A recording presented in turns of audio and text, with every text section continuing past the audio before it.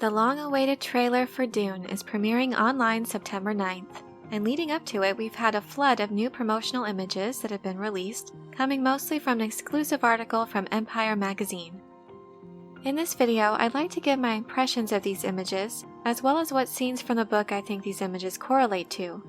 Spoiler alert, as I'll be discussing certain plot details in the story of Dune. In the first image, we see Timothee Chalamet and Zendaya as Paul Atreides and Chani, standing in a narrow rock crevice. Chani depicted with the blue within blue eyes of spy saturation. She is standing in the forefront and looks to be leading Paul further into the cavern. This scene could be from a vision that Paul is having, as he does have dreams of Chani and Arrakis before his arrival. Regarding this picture, some are taken aback by how young Chalamet looks in this scene. Denis Villeneuve even commented in an interview that at times he was so surprised by how young the actor looked, and seeing this image I can understand what he was talking about. It's a facet of the character I'm glad the actor is able to convey. Paul Atreides is 15 years old when the story of Dune begins, so it's nice to see some glimpses of his youth, and looking at some of these other images of Chalamet, he also very much exudes wisdom and a maturity beyond his years, so this is very much in keeping with the character of Paul. There is also a new image featuring Oscaar Isaac and Rebecca Ferguson as Duke Leto Atreides and Lady Jessica.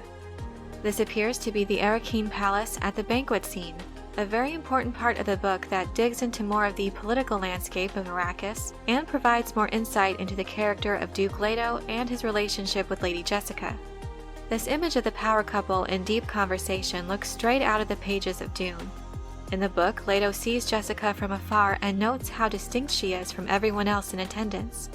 She is also described as wearing no jewelry and a long dress that's almost the shade of the open blaze of the fireplace that was nearby. It's nice to see details directly from the book depicted faithfully. It makes me that much more excited for how this pivotal scene will be presented. Next, we have a new picture of Sharon Duncan Brewster as the Imperial Planetologist and Judge of Change, Dr. Liet Kynes. She's wearing a formal outfit, so this is most likely from the same banquet scene. Since this character has been gender swapped, there are other changes to Liet's wardrobe for this particular scene as well. Instead of the dark brown uniform and epaulets of an Imperial civil servant, she is clothed in a dark robe and brown dress with some sort of arm guards above both her wrists. I'm not crazy that the lighting is so dim for this new image of her. I wish there was a bit more light so as to make out more details. It's hard to see if there's any part of her outfit that would indicate her Imperial station. The character of Liet is a bit mysterious to the newcomers of House Atreides, so maybe they're wanting to convey that with having her shrouded in darkness. Next, I'd like to discuss the new images that feature Timothee Chalamet and Josh Brolin as their characters Paul and Gurney Halleck in the training room on the Atreides homeworld of Caladan. First, we have an interesting behind-the-scenes photo of the director Villeneuve working with Chalamet. We see Timothy with a long sword and his wrist device. There are also some well-used practice dummies, and what appears to be an illuminating device known as a glow globe in the background. Before the Atreides leave for the desert world of Arrakis, Gurney Halleck makes sure Paul keeps up with his weapons training. Gurney brings a variety of blades, and they begin their sparring session with the rapier, which is a thin and light, sharp-pointed sword. Things escalate pretty quickly as Gurney is trying to stress the importance of the training to keep him prepared for whatever dangers lie ahead. Gurney makes it clear he's not playing around. In the next image, we see Josh Brolin as Gurney looking very intimidating and wielding a long sword as well. There's also those same kind of practice dummies and again what looks to be another glow globe in the background. I am very pleased by what we see here of Gurney Halleck. Again, we have another instance where it seems right from the pages of Frank Herbert's book. At one point, Gurney has had enough of Paul's attitude and presses the attack with the rapier in one hand and a smaller blade known as a kinjal in the other. A kinjal is a large knife with a slightly curved double blade. He comes at Paul with a furiousness that causes him to wonder if he is being betrayed and whether or not Halleck intends to kill him. Paul is taken aback and reveals a small blade known as a bodkin hidden in his wrist sheath before the sparring continues. It is this moment I believe we saw in a previous released image of Chalamet. And from what I see of Brolin's Gurney Halleck, the expression of Paul's face definitely makes sense. I am really excited to see this particular scene play out on screen, especially the weapons choreography, and to see how the shielding technology will be displayed.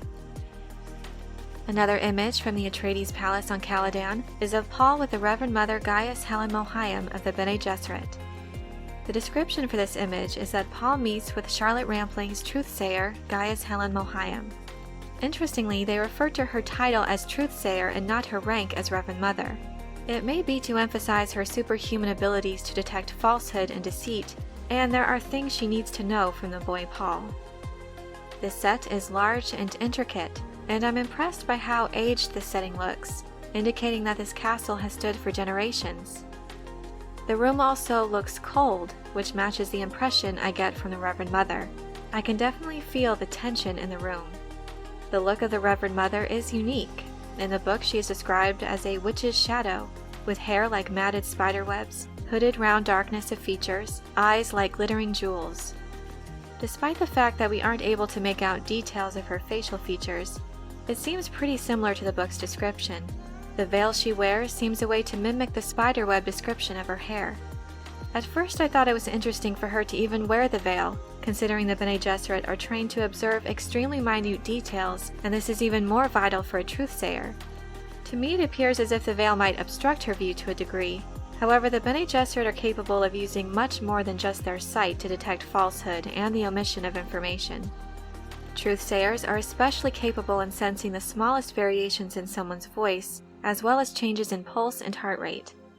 Overall, this seems like a very interesting take on Mohiam, and I'd like to see more of this scene, hopefully from trailers or other promotional material.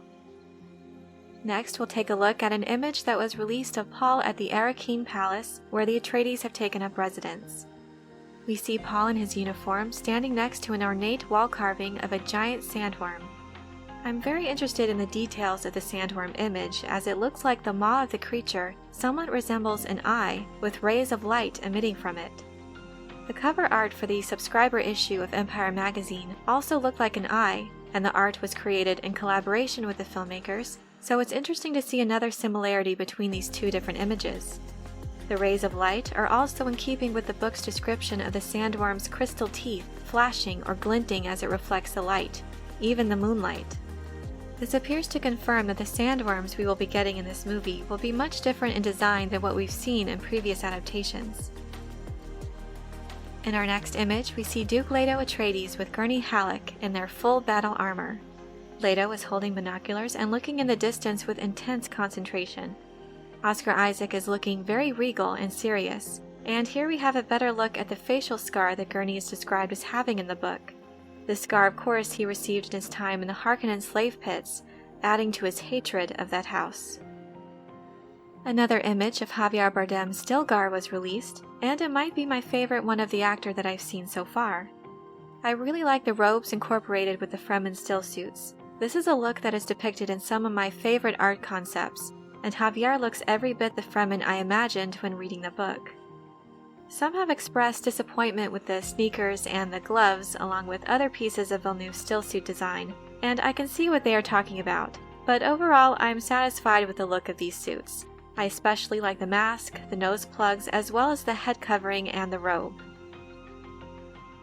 Next, we have a very impressive and dramatic looking image of legions of soldiers and massive ships in a very dark and gray environment.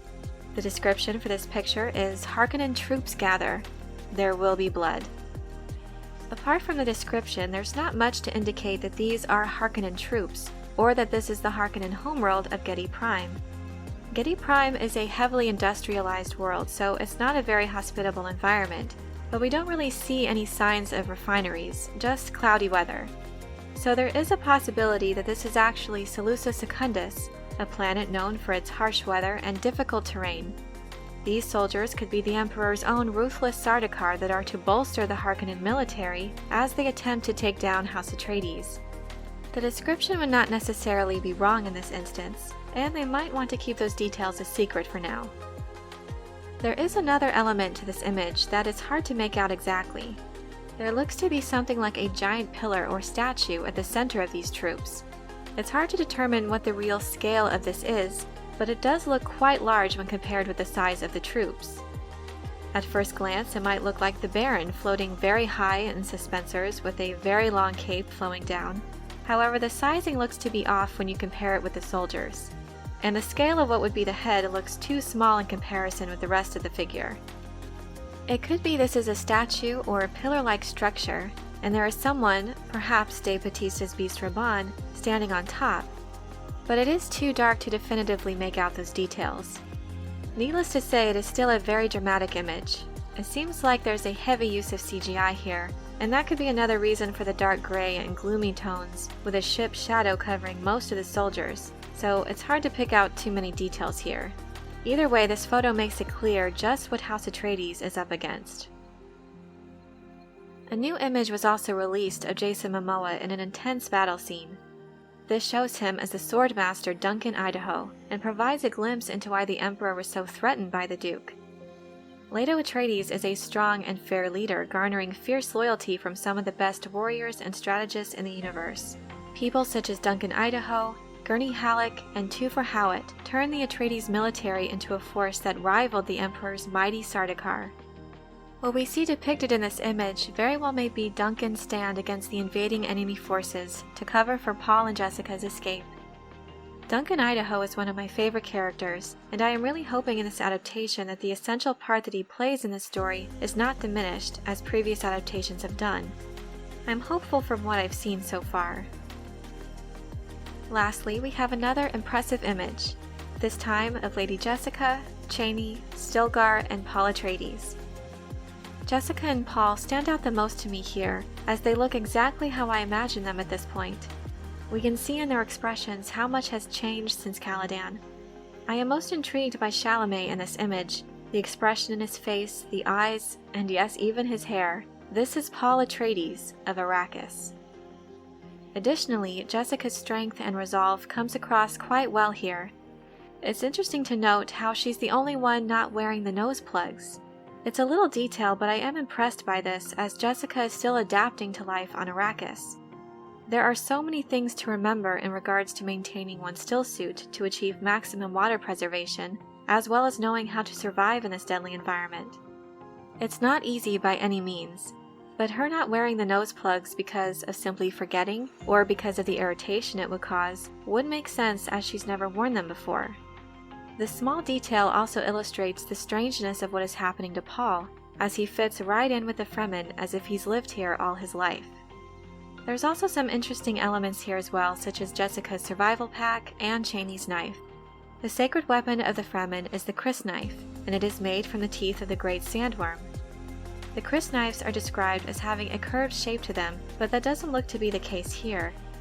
From the image of the subscriber cover for Empire, they most likely have designed these knives to mimic the sandworm's teeth that have been made to look like the baleen of whales. As such, it would make more sense for the crysknife not to have a drastic curve. This is assuming that the sandworms in this adaptation do not have teeth in addition to the baleen we've seen in previous images. I also appreciate the depiction of the blue within blue eyes of spice saturation that the residents of Arrakis bear. I think they strike a nice balance of showing the pupils with a deep blue and the whites a lighter shade of blue, so that it's not so dark that we wouldn't be able to see where the actor is looking. Overall, these images have successfully built my anticipation for this movie even more, and I can't wait to see what else Warner Bros. Has in store in promotion of this film. Well, that just about wraps up all of my thoughts on the new images that we've gotten from Empire magazine, but I'm curious to know what you thought of these images. Do you have a favorite? Or perhaps any that you are not so fond of? Let me know in the comments section below. I hope you enjoyed this video. Leave a like if you did, and be sure to subscribe for more Dune and other sci-fi and fantasy content. Thank you all so much for your support, and as always, have a very nerdy day.